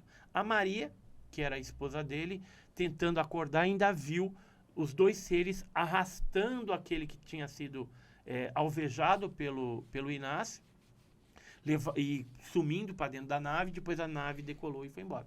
Ela reanimou o esposo, eles voltaram para casa, ele não estava passando bem, e a partir daí ele foi definhando. Aí chegou o proprietário da fazenda, perguntou o que tinha acontecido, ela contou, a gente estava voltando, vimos um negócio assim e tal, e mostrou o hematoma, né, a marca no braço. E aí o proprietário falou, não, vamos levar ele para Goiânia, que tem um hospital lá, Sim. tem mais condições de a gente tratar, ver o que é. Aí levou para Goiânia, contaram a mesma história, os médicos falaram, melhor a gente não ficar falando disso, né, história meio maluca e tal, mas vamos tentar tratar. Aí fizeram os exames lá, exame de sangue, e falou que o cara tava com leucemia e que ia morrer, que não dava muitos dias de vida, que estava bem acelerado, aí morreu o cara. Aí os médicos aconselharam eles a queimarem a roupa de cama, ele não sabia o que era, queimar a cama, o que teve em contato com ele, e aí foi feito dessa forma. A aeronáutica brasileira ficou sabendo deste caso, o Major Gilberto Zani de Mello, à frente de uma central de investigação oficial de OVNIs da Força Aérea, que era sediada aqui no Cambuci, em São Paulo, era o 4º Comar, 4º Comando Aéreo, 4º Comando Regional, né, aéreo. Sim. E aí o Major Zani foi para lá com uma equipe e pegaram todas as informações, tudo, mas o médico falou que era leucemia. Agora, essa leucemia já estava presente ou foi algo que foi acelerado o processo de leucemia e que gerou a morte dele por conta daquele raio verde que saiu daquele objeto? Então, assim, existem casos em que existe represália. Teve um outro caso, por exemplo, em Pelotas, que o cara tirou no disco voador, a bala ricochetou, bateu na perna e depois ele teve que amputar a perna. Quer dizer, foi uma fatalidade, não tem nada a ver com OVNI. Mas, geralmente, o ser... pode ver, esse ser aqui que apareceu no Guarujá, ele tinha esse bastão de luz. Em alguns casos que eles carregam isso, quando eles apontam para a testemunha, eles acabam paralisando, ela se sente paralisada, só fica o olhinho mexendo, ela não consegue se mexer. Depois de um tempo, recobra os movimentos. Então, os seres sabem que nós somos agressivos. E aí, por essa questão... eles vêm preparados. Eles vêm preparados, porque se vai fazer alguma experiência, alguma coisa, pode ter alguma reação. Teve o caso, por exemplo, em 62, dentro de uma instalação militar, em que o Geraldo Simão Bichara, um soldado, lá dentro da ESA, a Escola de Sargento das Armas de Três Corações, Minas Gerais, uma instalação do Exército, ele foi abduzido com a arma e tudo mais. Então, assim, às vezes os seres subtraem o fuzil. Teve um caso, por exemplo, em que o soldado foi levado para dentro junto com a arma, e a arma estava no canto, ele quis se proteger e catar a arma para dar um tiro no seres. Aí os seres paralisaram ele. Isso dentro da nave, né? Então, veja que depende do nosso posicionamento. Se ele for agressivo, pode ter uma represália, às vezes não, né? Só mais na base da defesa mesmo, né? Não é... E o que são contatos imediatos? E por que graus? Então, quem criou esse negócio de graus foi o Dr. J. Allen Hynek, que foi consultor do projeto Blue Book. Já feito a cerveja, Heineken, né? Não. o Hynek, ele inclusive foi consultor daquele filme do Spielberg, o Contato Imediato Terceiro Grau. Sim. Ele aparece nas imagens, ele próprio fumando um cachimbo na hora do contato, lá naquela montanha, né? E o Hynek, ele era um astrônomo de profissão, foi contratado pela Força Aérea Norte-Americana, pela projeto Blue Book, e então ele passou a investigar para tentar dar explicações dentro do que ele conhecia, astronomicamente falando, para aqueles fenômenos que eram observados. E aí ele criou a nomenclatura de contato de primeiro, segundo e terceiro grau. Hoje já fala de quarto, de quinto, até sétimo, né?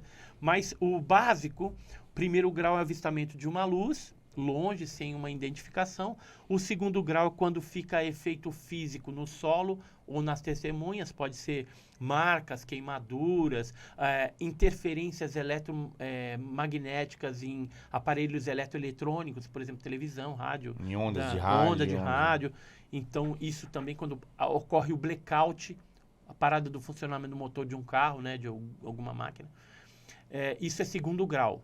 Mutilações de animais, chupa-cabra, aí já vai entrar tudo em segundo grau, porque tem o efeito ali, né? Os pousos de OVNIs. Terceiro grau é quando envolve o ser. Pode estar combinado com a nave ou não. Pode ser só o ser, literalmente falando. E quarto grau já se fala das abduções. Quinto grau, comunicação, que pode ser telepática ou verbal, ou até sons ininteligíveis, né? Que não dá para entender, grunhidos, esse tipo de coisa, e aí vai. Isso é os contatos que foram criados para quê? Para facilitar. Fala, isso aqui é um contato de segundo grau, isso aqui é geralmente uma nomenclatura. Só que às vezes o contato de terceiro, ele pode estar combinado com o quarto, com o segundo, entendeu? Depende Quando do fala que assim, aconteceu. a ideia que tinha é que ele poderia ser de dimensões, né? Eu, pelo menos, quando eu vi isso, eu achava que era a ideia de dimensões.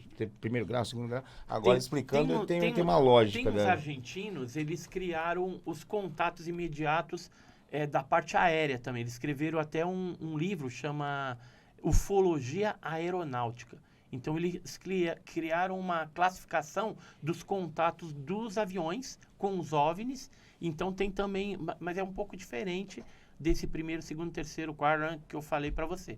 É um pouco diferente porque ele é mais voltado para a área aérea. Mas são formas aí que... deveria ser mais fácil para quem está no céu, em tese, para ver, né? É mais para pesquisa, para você ter ali... quantos de segundo grau teve? Tantos, estatisticamente, tantos de terceiro grau. Por exemplo, se a gente for pensar em estatísticas mundiais, hoje em torno de 5 milhões de casos de avistamentos no mundo todo, registro oficial. Não estou falando extraoficial. 5 milhões? Oficial. 5 oficial, que foi registrado na polícia, pelo Exército, pela Força Aérea, algum projeto de estudo. 5 milhões. Desses 5 milhões, cerca de 40 mil casos são contatos diretos com os tripulantes. Então, é um percentual pequeno. Mas, se você for pensar desses 40 mil, se um for autêntico, pronto, o fenômeno existe. Existe. E o que é a noite oficial dos OVNIs? Olha, a noite oficial dos OVNIs foi um caso que aconteceu aqui no Brasil, uma perseguição aérea a mais de 20 objetos voadores não identificados. Aconteceu a partir da noite de 19 de maio de 1986, quando o terceiro sargento Sérgio Mota, ele estava na torre de controle de São José dos Campos, e ele viu uns objetos, depois começaram a ser detectados em radar, ele comunicou Brasília, comunicou São Paulo, e aí virou um rococó, porque era uma invasão de várias luzes sendo detectada nos radares.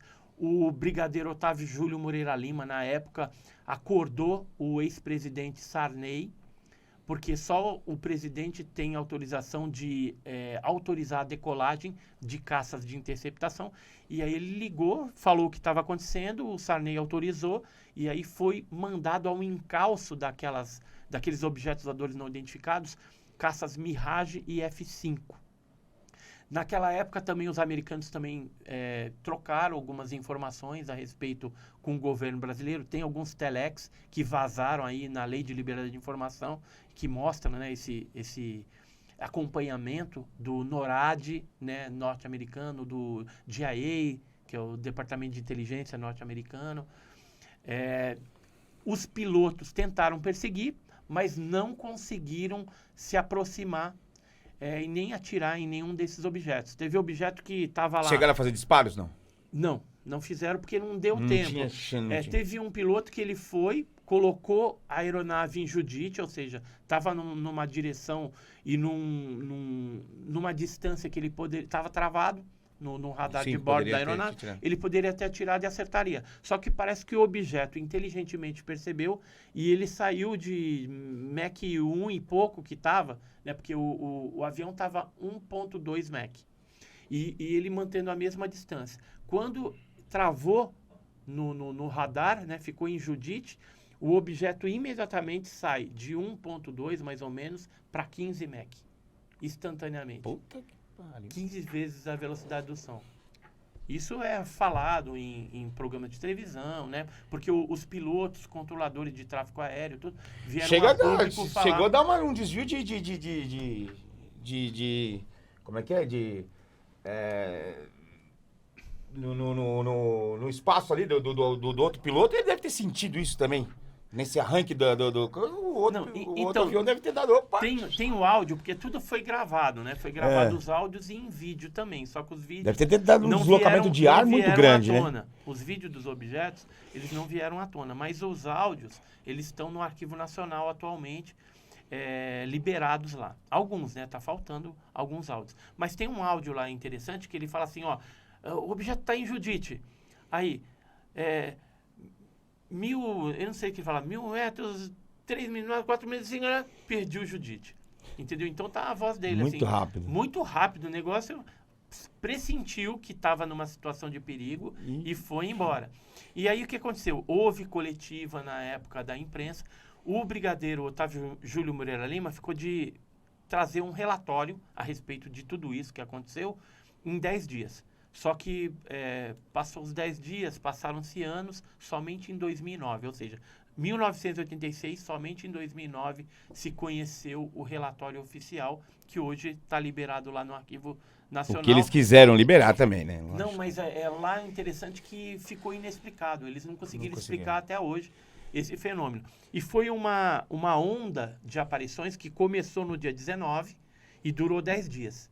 Então, só terminou no dia 29 de maio de 86, com uma grande nave em forma de charuto sobre Santos e os objetos indo tudo naquela direção e sumindo dentro do como se ela estivesse recolhendo. O próprio Sérgio Mota contou essa história, né, da última vez que apareceu dessa onda, que foi no dia 29, que ele comunicou novamente São Paulo e Brasília.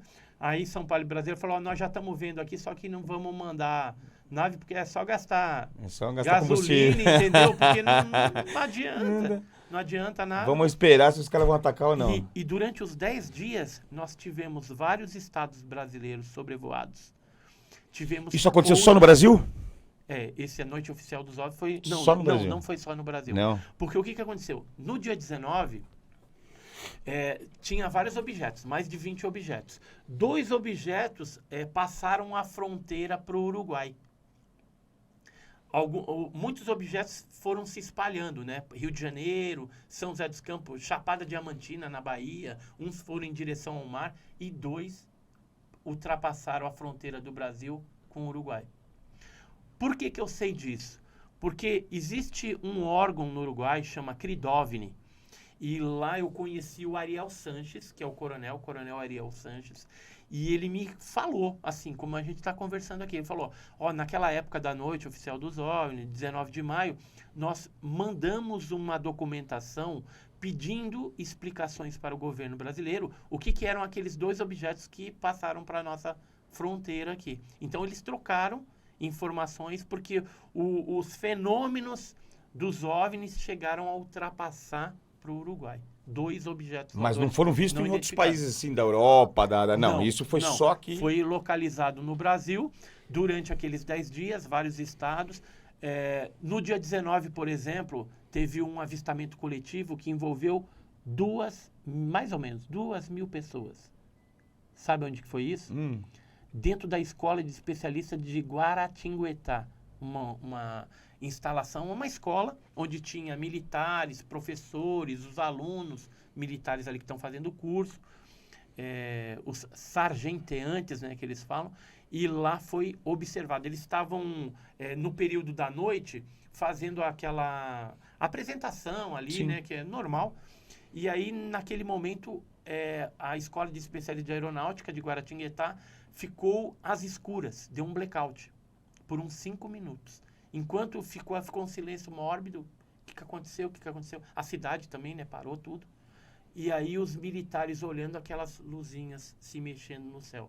Nós conversamos com um dos capitães daquela época E ele deu o depoimento pra gente, né, confirmando que na hora no pátio tinha umas 2.000 pessoas, todo mundo viu. Só que foi depois orientado a Pra ficarem ninguém falar nada. quieto ali, né? Ninguém perguntava nada, ninguém sabia o que tinha acontecido, era estranho, mas ninguém falava nada.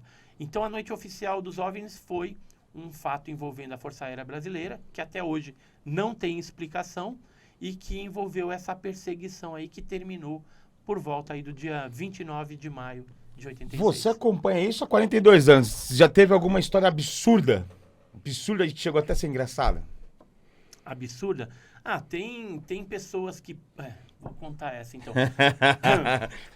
Já pelo visto foi muito absurdo, só do jeito que você falou. Não, assim, o primeiro caso que aconteceu, ele foi autêntico. Então, um senhor, ele viu a nave, teve o contato, a nave ficou em cima de uma árvore, isso em Botucatu, São Paulo. É o caso João Valério, conhecido como caso João Valério. E essa nave ficou ali em cima, e tem toda a interação, ele ficou com uma marca no peito também, que falam que era a marca de Raman, porque a pessoa que teve contato com ele, o tripulante do objeto, se identificou com o nome de Raman. E aí tem todo um desdobramento. O caso dele, o primeiro caso foi autêntico. Por que eu falo que foi autêntico o primeiro caso do João Valério?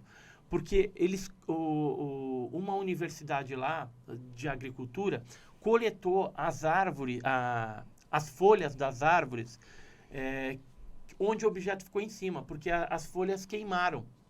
E aí eles foram analisar, deu radiação naquilo. Não tem como essa pessoa lá do campo, o João Valério, arrumar radiação, alguma coisa, para colocar lá em cima nas árvores, sendo que isso acabaram coletando esse material para análise, e aí as análises nos laboratórios... E a marca dele não tinha radiação? Então, isso não foi estudado na época, né? Só tinha a marca no peito. Pois bem, primeiro caso autêntico, imprensa divulgou, o cara foi no Ibope lá, entendeu? Foi nas alturas, ficou super conhecido, jornal entrevistando... 15 minutos de fama. 15 minutos de fama, e quem pesquisou esse caso foi um ufólogo, está vivo ainda, o Dr. Luciano Estanca. Luciano Estanque Silva. E aí o Dr. Luciano pesquisou tal. Passado um tempo, o caso dele começou a perder, né, a notoriedade. Sim, que é natural, né? O que é natural. Mas aí ele falou, tive contato de novo. Né? Aí começou. Aí a marca que aparecia, você via que era unhada, que era diferente da marca inicial. Ele começou a inventar um monte de historinha ali. Mas aí você já percebia que era uma agregação de informações para ele voltar àquele status inicial que ele estava, que ele gostou daquilo, provavelmente. E aí, aonde que chega o absurdo? Agora que eu vou chegar na parte que é o auge, que é o absurdo. Aí, conversa vem, conversa vai, doutor Luciano Estanca analisando, e já percebendo que ali está tendo uma síndrome do contatado, ou seja, uma invenção, o caso inicial foi verdadeiro. Agora, essa síndrome, ela foi produzida porque o cara queria aparecer, o status do próprio ser humano, ou se eles colocaram um dispositivo na mente dele para o negócio degringolar. E aí, agora você vai ver para depois desacreditarem da primeira história. Isso. Agora, o que ele fez? Ele pegou marmitex, colocou um marmitex sobre o outro, pegou umas varinhas de pescar, foi num terreno de capim gordura, espetou aquele negócio, arrumou uns bonequinhos, passou papel alumínio também para eles ficarem aluminizados, e disse que os seres levaram ele a outro planeta, que ele tirou foto do planeta e apresentou essas fotos como a prova cabal que ele esteve em outro planeta, um planeta com capim gordura, entendeu? Com naves feitas de marmitex, né?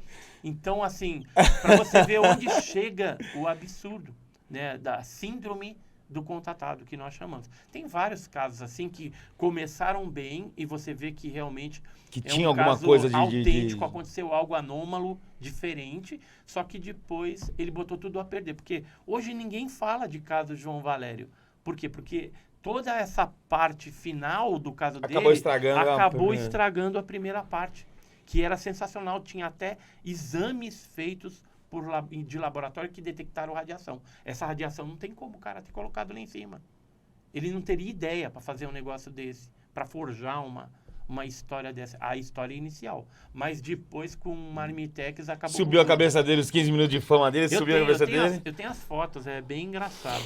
E aí, de aí, apareceu um monte de filmes. Tem alguns, lógico, os filmes geralmente buscam alguma coisa de realidade. Qual filme que você já viu que tem mais, a história mais próxima do que você estuda?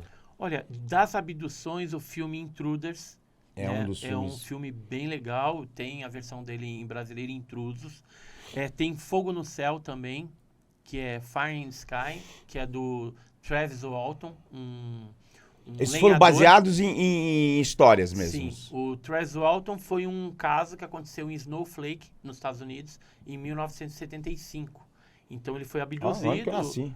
Ele foi abduzido, né, à vista lá dos companheiros dele, lenhadores também. Aí tem todo um desdobramento, virou filme, né, e livro também, um negócio bem interessante. Embora a história dele está sob júdice na atualidade, porque apareceram alguns aí falando que ele inventou essa história. Só que, 75 para hoje, ele segurou até agora, então aí fica aquela coisa. Eu conheci o Travis Walton, ele esteve no Brasil em 3 oportunidades que eu tive com ele junto, comi pizza, assim. Ele chegou até a desenhar a nave para mim num guardanapinho. Que bacana. Coisa, eu tenho isso enquadrado lá em casa, né? Então, tiramos fotos junto, me deu um livro autografado. O próprio abduzido, né? Mas esses dois, assim, da parte de abdução, é interessante de se assistir para conhecer um pouquinho mais sobre ufologia. Com relação a contatos, né? Tem o famoso Contatos Imediato Terceiro Grau. Esse aí tem que estar na sua lista de assistir, não tem jeito. E tem alguns filmes que eu não aconselho. Por exemplo, e tem gente que gosta dele, eu não gosto, que é o do Shyamalan, que é o Sinais. Aquele que aparecem os sinais numa plantação. Ah, sim! Entendeu? Círculos, né? Depois que os seres, eu vou dar um spoiler aqui, depois os seres morrem com água. Pô, o Shyamalan, se ele tivesse me perguntado, eu ia dar uma outra ideia para matar esse ET. Porque todo ser humano, ele é composto de água.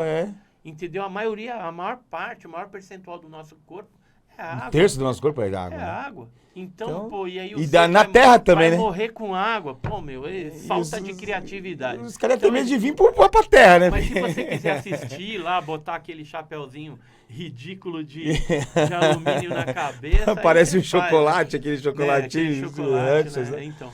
Então, assim, tem filmes que são aconselháveis. Agora, a ufologia fidedigna, ela tem também documentários. Então, existem vários documentários ufológicos em português, um monte. Eu tenho no meu canal Enigmas e Mistérios alguns desses documentários, alguns extintos, de 1990, década de 90, 80, bem interessante, e que traz ali um conteúdo rico para você se aprofundar na temática dos OVNIs e das abduções. Então tá aí, ó. A melhor dica é Enigmas e Mistérios com Edson. É isso aí. Enigmas e Mistérios no YouTube. No YouTube. Tem mais de 700 vídeos já publicados lá. A gente, inclusive, agora, os 2 últimos vídeos foi sobre aquela filmagem polêmica. Você viu? Que tá na internet, bombando. É uma modelo colombiana que ela estava dentro de um avião sobrevoando a cidade de Antioquia ali, e aí eles filmaram um objeto saindo de dentro das nuvens. Logicamente, o vídeo ainda está sob júdice, né? Estão analisando ainda. Né? Então, tem que analisar, logicamente, em cima do filme original, para ver se não houve nenhuma trucagem. E hoje a gente vive essa fake news, né? Fake news, de inteligência artificial, então tem que tomar muito cuidado. Mas tá bombando aí. É mais difícil hoje você fazer. É mais difícil hoje você fazer essas investigações do que antes, não é? Você tem mais informações, você tem mais estrutura, mas porém você tem muita coisa ruim, né? Tem muita coisa ruim. O próprio drone é um dificultador e é um fenômeno que, vez ou outra, atrapalha e engana. Né? Engana as pessoas mais desavisadas ali. Quer ver outra coisa que atrapalha? O satélite Starlink do Elon Musk. né, aquele trenzinho luminoso. Meu, quantas pessoas me mandaram imagem daquilo, filmagem. Eu filmei uma esquadrilha de OVNIs. Né, e, na verdade, é satélite do Elon Musk, né? Então, tudo isso dificulta a gente, às vezes, acabar perdendo tempo com coisas que não vão agregar. E com toda essa nossa tecnologia, né, de satélites e tudo mais, ninguém ainda conseguiu um contato direto. Bom, você também conseguiu, você também falou que os caras escondem, né? Não adianta. Assim, é impossível não ter alguma prova realmente que... O contato final, ele virá. E eu acredito, assim, com base numa leitura de contexto atual, que ela não vai demorar muito. Com base em que eu falo isso? Os Estados Unidos, antes, adotavam uma política de acobertamento. Ele continua ainda acobertando. A NASA nega, né? Nega em partes. Não, oficialmente ela nega. Assim, vida alienígena, né? Isso. Mas ela estuda um fenômeno que ela não sabe o que é. Um fenômeno anômalo que hoje eles estão chamando de UAP, ou FANI, Fenômeno Aéreo Não Identificado. Mas o que aconteceu de uns tempos para cá? A NASA patrocinou a Universidade de Princeton para fazer um estudo com 24 teólogos, para ver como que a igreja, esses líderes religiosos pensavam a respeito do fenômeno, e caso fosse falado para a população que disco voador existe, que vida extraterrestre existe, é real e ponto final, como que eles atuariam junto aos seus fiéis, junto aos seus seguidores. Então, isso foi feito há alguns anos atrás. A NASA aportou $1 milhão e 100 mil para esse projeto. Depois disso, a gente teve o pedido do ex-presidente Trump para que o Pentágono liberasse o que eles tinham a respeito do assunto.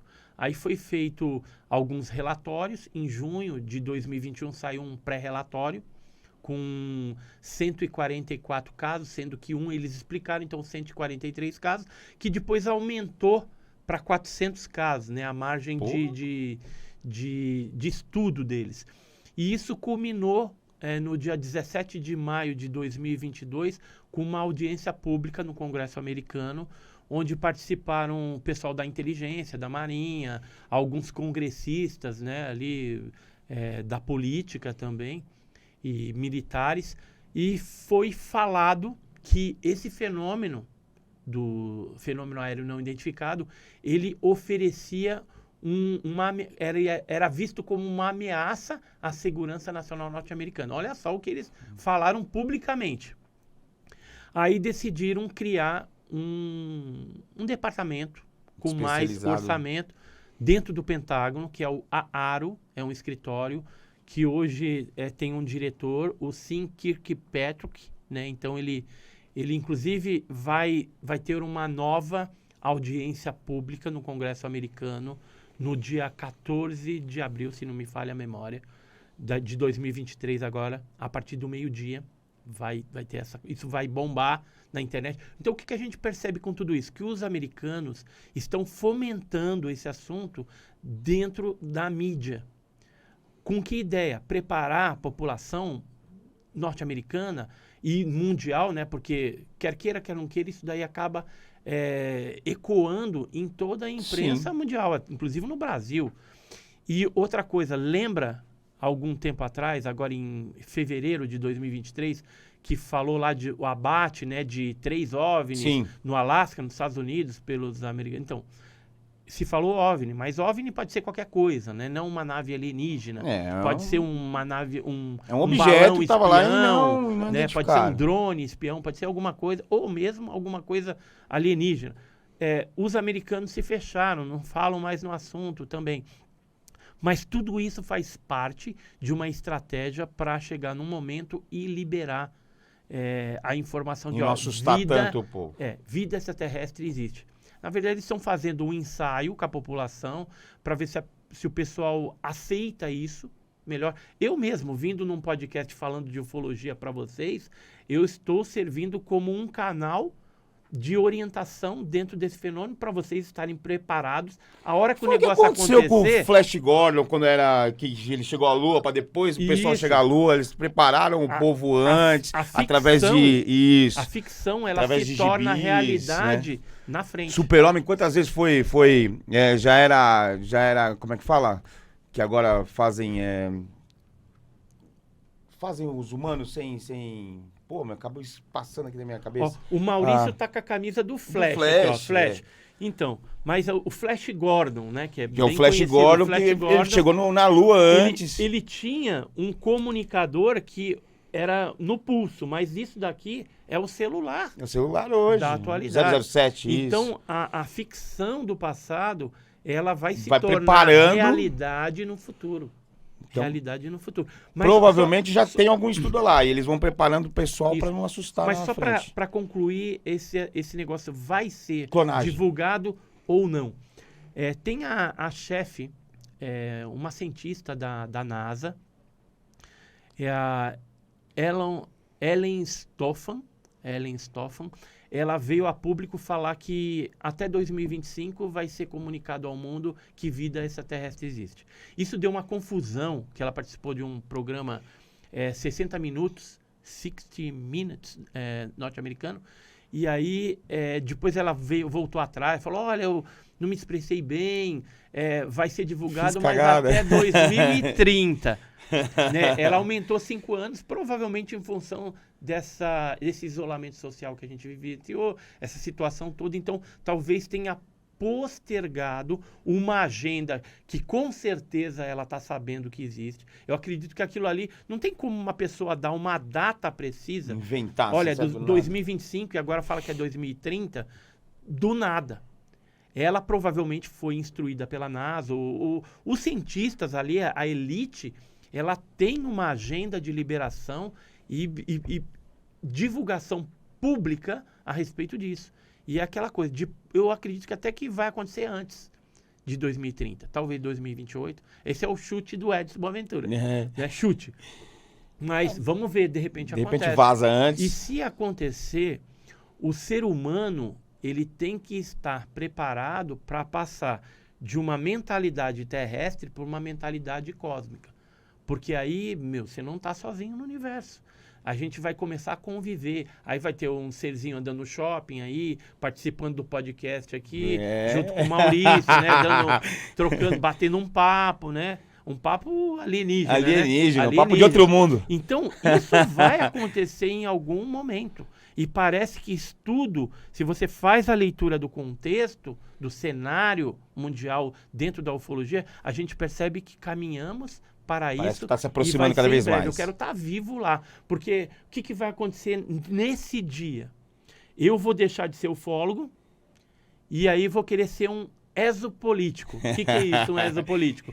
Eu vou criar normativos políticos, né? Política é a arte de viver bem, né? Mas para que se tenha de forma ordenada umas normas para esse pessoal atuar dentro do planeta, senão vai virar um caos. O cara chega ali, sei lá, pega uma garrafa e engole, né? Então tem que ter A gente não sabe o que tem pode que ter acontecer. uma lei, então a gente não sabe, então vai ter que ter uma exopolítica forte para estruturar e normatizar o procedimento deles quando eles estiverem sim interagindo com o ser humano. Bacana mesmo, olha, é muito interessante, é pouco tempo para falar. Antes de terminar, para você ficar também por dentro, né, das novidades, do assunto, a gente tem uma revista, eu sou co-editor da revista OVNI Pesquisa, e o Paulo Barak Werner, que é o editor, ele falou, vai lá no programa, entrega uma revista, né? E agora no mês de maio... Obrigado, viu? Obrigado mesmo. Esse aqui é o Paulo. Paulo Barak Werner. Paulo Barak Werner. E aí, agora esse mês de maio, nós estaremos bonita aqui do Edson, em aqui, Colares, do canal aqui, ó, Enigmas e Mistérios.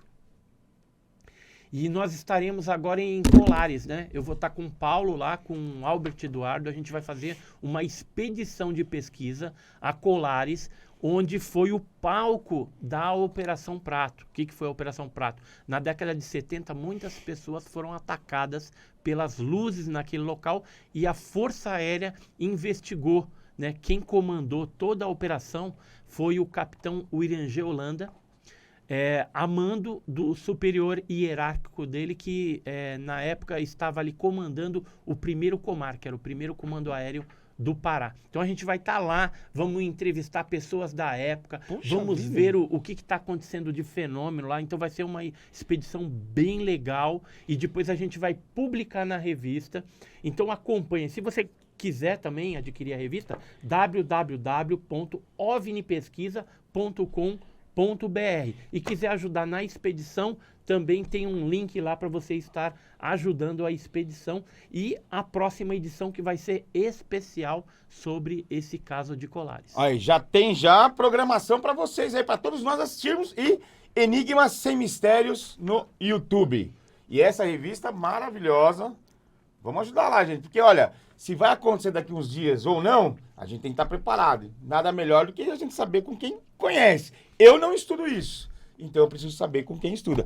Edson, muito obrigado mesmo. Olha, a gente precisa marcar mais umas 10 entrevistas dessa aqui, porque a gente não conversou nada, pelo que eu entendi, pelo que você me mostrou. A gente não conversou nada sobre isso ainda. É interessantíssimo. Parece que é uma coisa... num primeiro momento a gente acha que são coisas que as pessoas estão olhando e só ficam falando, mas não é. Sem estudos aprofundados, você se dedica mais de 40 anos a isso. Então não é uma coisa que a gente tá... Não é fake news. Não é fake news, né? Não é como hoje a gente entra aqui na internet e acha qualquer bobagem. Não. É muito interessante. Muito obrigado pela sua presença aqui, por ter aceitado o nosso convite. Espero tê-lo de volta aqui mais vezes. E você acompanha o canal do Edson, que é... Enigmas e Mistérios. Enigmas e Mistérios. E o nosso canal também, Pode Papo com o Maurício. Não esqueça de se inscrever e tocar o sininho lá. Valeu? Obrigado!